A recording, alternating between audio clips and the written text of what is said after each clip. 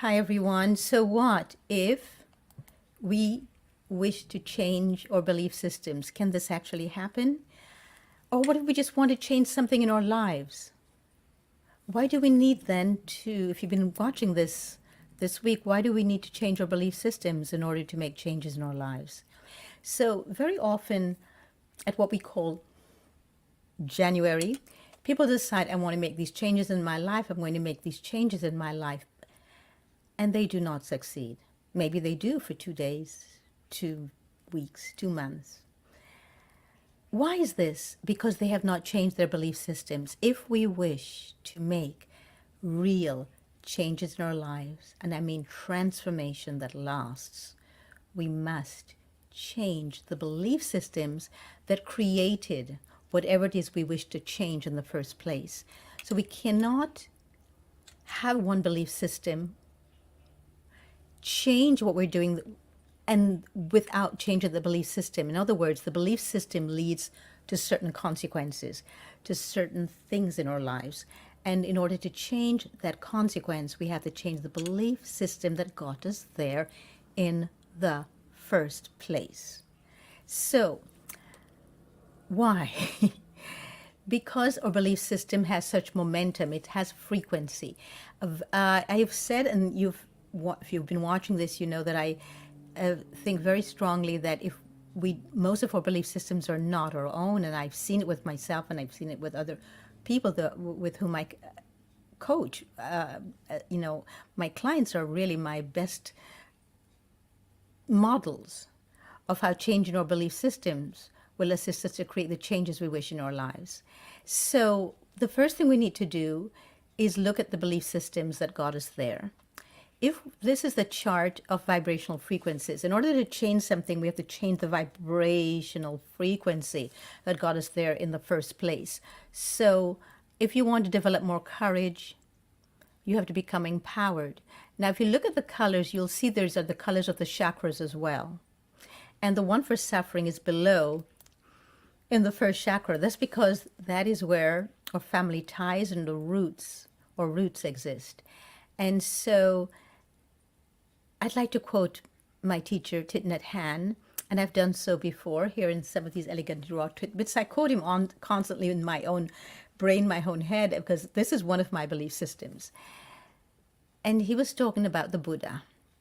And he was talking about how the Buddha was teaching his disciples that pain is inevitable. It is inevitable, but suffering is not. So what is suffering? Suffering is when we take pain and we bring it to an altar and we make a cake of it. We make a complete and total idol of it. When the pain becomes more important to us than releasing it. When holding on to the pain becomes part of our identity. When victimization becomes our identity. When we don't look at the source of the pain and release it and address it and embrace it and let it go. And this is not easy to do by any means. And I am aware of this because I have been there. However, if we don't wish to suffer, we have to release the pain. And especially the source of it. And the source is always our belief systems around it.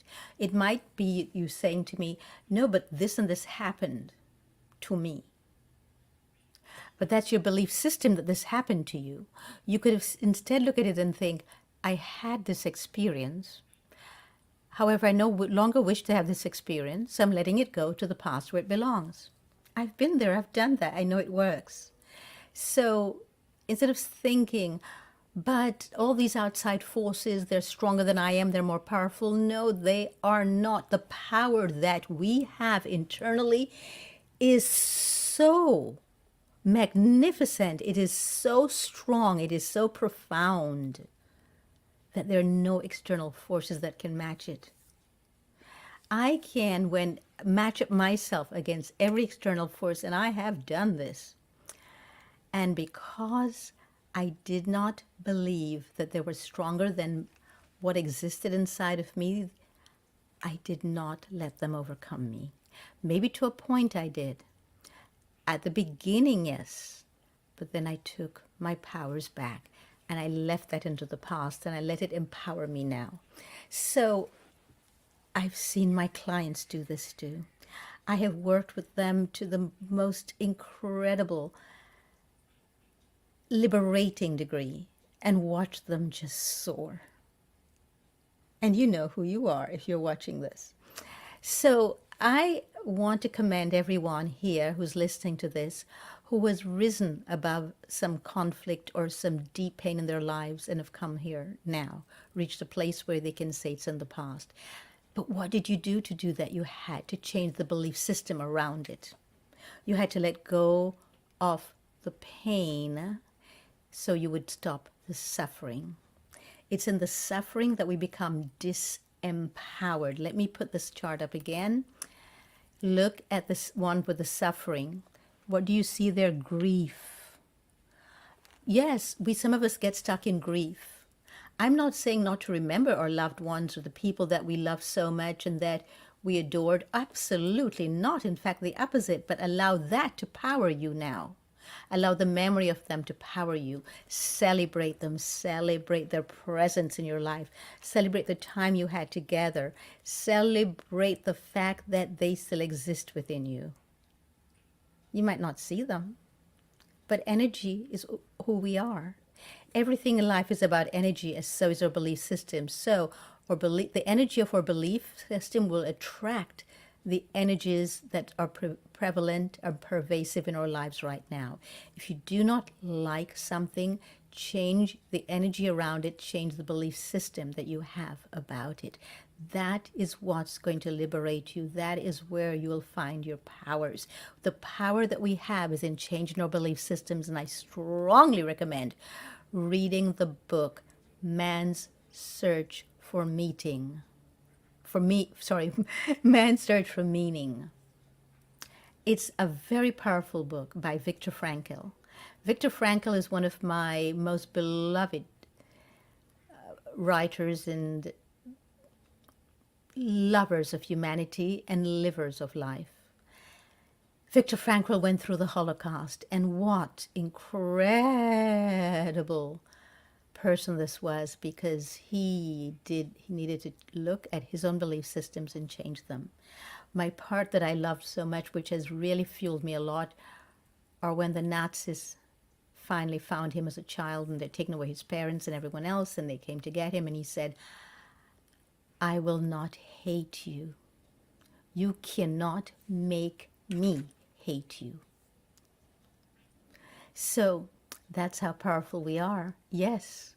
And so I invite you today to look at your own belief systems that are creating the suffering in your life, that are creating the suffering for all of us externally. Everything we do not like externally, we have created by our own belief system. So the only way to undo it, change the belief system and therefore change the outcome. And that's my gift to you today. Please take it, do what you wish with it, and embrace it if you wish. Discard it for another time, or just discard it altogether if it's doesn't work for you, to make that shift. However, there's a huge shift happening right now on the planet, and we're all being invited to either partake in it or to live with the consequences. So I invite you to think about which path you wish to take, and whatever you decide to embrace it fully. Thank you for tuning in today. Please click on the subscribe button and the notification button, and write your own comments below of what belief systems you wish to let go of, how you intend to do so, how you wish to do so, and why. Thank you for sharing yourself with me today.